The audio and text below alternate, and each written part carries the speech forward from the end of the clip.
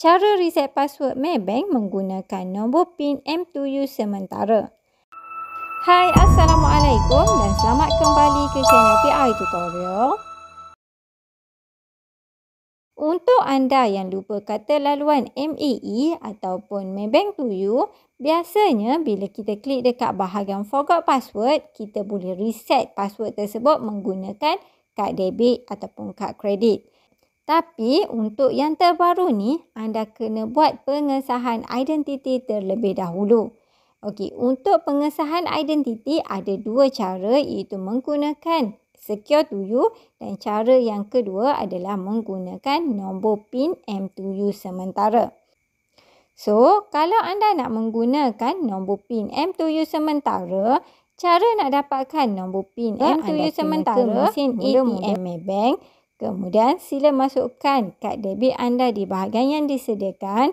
Seterusnya sila tunggu sekejap dan sila pilih menu bahasa.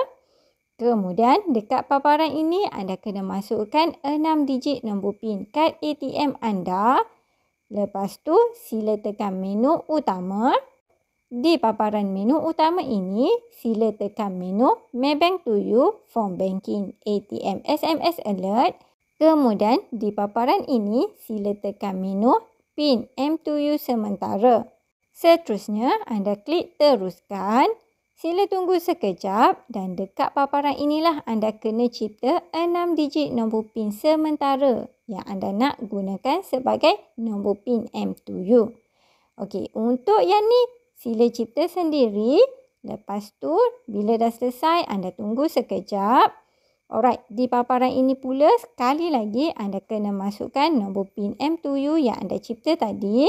Sila tunggu sekejap dan kalau keluar paparan macam ni, maksudnya anda dah berjaya setkan nombor PIN M2U. Tapi perlu diingatkan, nombor PIN M2U sementara ini hanya boleh diguna pakai dalam tempoh 48 jam sahaja. Okey, lepas dah dapatkan nombor PIN M2U sementara, anda kena buka aplikasi MAE. Seterusnya macam biasa anda log masuk. Di bahagian Forgot Password ni anda klik Verify using a temporary M2U PIN. Seterusnya anda klik Next.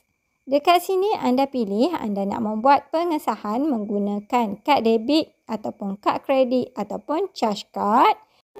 Sekiranya anda pilih debit card, di ruangan ini anda kena masukkan 16 digit nombor kad debit anda. Seterusnya pada bahagian sini, temporary M2U PIN, anda kena masukkan 6 digit nombor PIN yang anda dah setkan di mesin ATM Maybank tadi. Lepas dah selesai, anda klik dekat bahagian Next. Di paparan ini, sila pastikan username serta frasa keselamatan yang dipaparkan adalah kepunyaan anda. Okey, kalaulah username serta frasa keselamatan tu memang kepunyaan anda, barulah anda klik Reset Password. Di paparan ini, anda kena setkan password yang baru. Sila pastikan password yang baru tersebut mempunyai gabungan huruf besar, huruf kecil, nombor dan juga simbol. Untuk bahagian confirm new password ni, anda kena masukkan sekali lagi password yang anda cipta tadi. Seterusnya, anda klik confirm. Sekiranya dia keluar status macam ni, your password has been update, itu maksudnya anda telah pun berjaya reset password yang baru untuk Maybank 2U anda.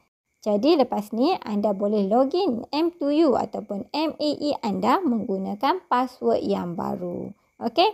So, setakat itu sahaja perkongsian saya untuk kali ini. Apa-apa pun, semoga video ni dapat membantu anda. Assalamualaikum. Jumpa lagi dalam next video. Bye-bye.